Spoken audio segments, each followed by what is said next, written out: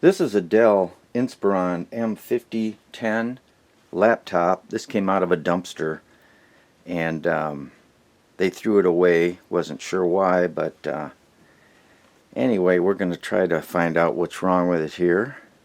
I did a few preliminaries. Here's the laptop. These are actually kind of nice here. So I'm going to take this one apart. I happen to know that the hard drive is bad in it. So here's some of the steps you need to do to replace the hard drive.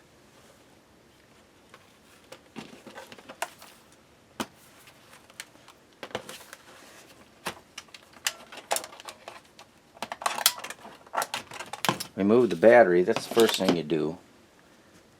Now around the perimeter of this base, there's a number of screws, quite a few. You've got some little rubber inserts you got to remove on the ends and on the front, and there's a ton of them in here. And I suggest when you do that, you put them in the order, like here, the ones that came out of the front here, the ones in the back here. For some reason they use all different size screws, which is kind of a pain. Under here,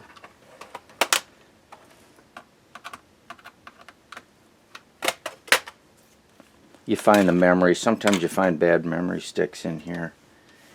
Anyway, I've removed all the screws in here, and you've got a screw here that allows you to remove the DVD drive here. And then when you get to that point, remove all of these screws. You need to remove the keyboard. And there's other videos on the internet how to do this. Basically, you got to get a spudge or something under here and pry the keyboard up, and it comes out. And then there's a connector here. Lift up. These are standard connectors. Lift up on the lock. Pull the connector up. Be careful with these flat flex cables. They damage real easily. You've got 1, 2, 3 cables you've got to remove. Same thing here. Pull up the lock. Then when they're all out of there, all the screws are out of the bottom, you should be able to pry this up.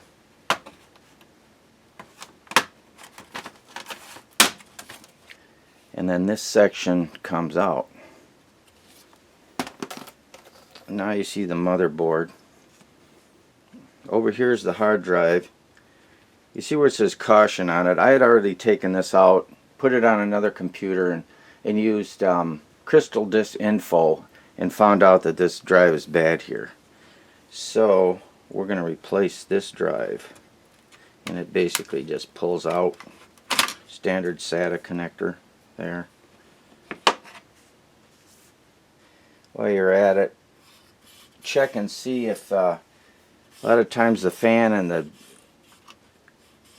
exhaust here are clogged with hair or dust. Here you can see a little dust on here. You never know what you'll find. I just fixed a vacuum for Patty, and the beater brush was clogged with hair. That's why they threw it out. Dumpsters are a good source for a lot of neat stuff. Here's another drive I got out of another dumpster dived laptop.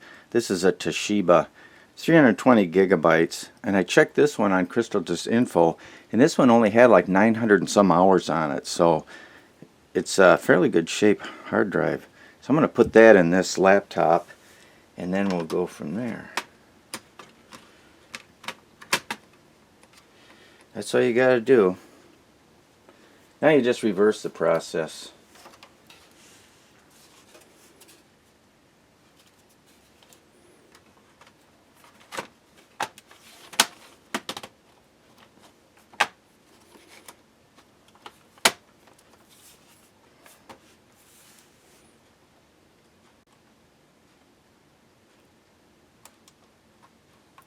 You don't need a microscope to work on these things, but you almost do. These little cables here, these little flat flex cables, they You need teeny fingers to actually get a hold of them. Okay, now for the keyboard.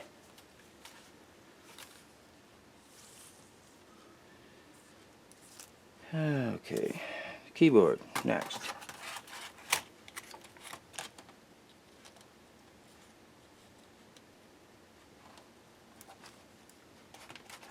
That's the keyboard.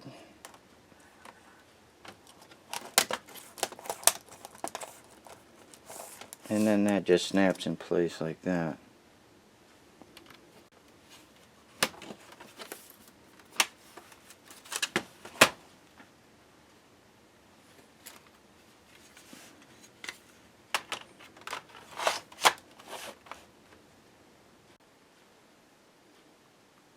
Okay, before you put the door on here, you've got a screw here to hold in the DVD drive, which goes in here. And then you have to put all the screws back in to hold the bottom plate over the unit here, which I'm going to wait and make sure it works alright. Put the battery in.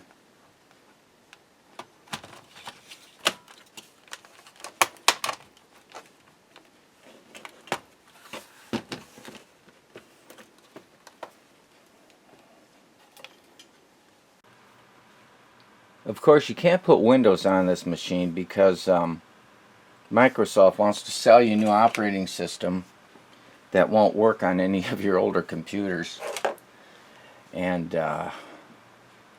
which is really bad for most people, but it's really good for dumpster divers because a lot of computers end up in the dumpster, like this one. A perfectly good computer. So what you need to do, Linux Mint 64-bit. So what I need to do is make sure I can boot from the USB device, which I can. I want to put that above the hard drive.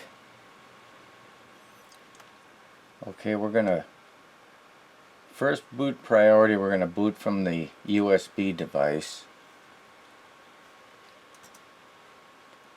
And I'm going to set it up to be able to boot from the CD-ROM second. And then the third will be the hard device. So then what we have to do, save and exit.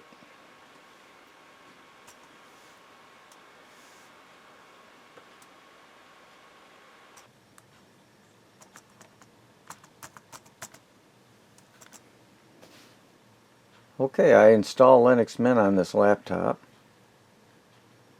Takes a little while to install, but eventually you get there.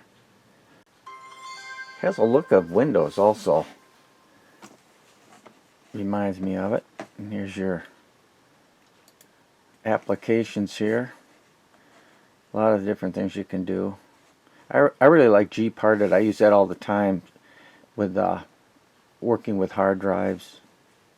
Up here, the software manager. If you open up that, there's tons of programs available for free on the internet. And you can go in and you can type in a program to search for, and it will download and install it for you. You might want to think about transitioning to Linux. Who knows what they're going to do with Windows. I see Windows 10, they're going to stop supporting it, you know, in another year or so, and I've seen where for a fee they'll maybe support it for a while after that, but eventually I think a lot of people are going to transition over to Linux. And you know, this will run on a lot of these older computers too, just fine. So if you get a hold of some old computers like this, don't throw them away. Or if you have an old Windows machine, you know, that goes bad, convert it over to Linux. This particular one just had a bad hard drive in it, so with just some simple repairs, we now have a nice computer. So, hope that was helpful, and thanks for watching, and we'll see you in the next one. Bye for now.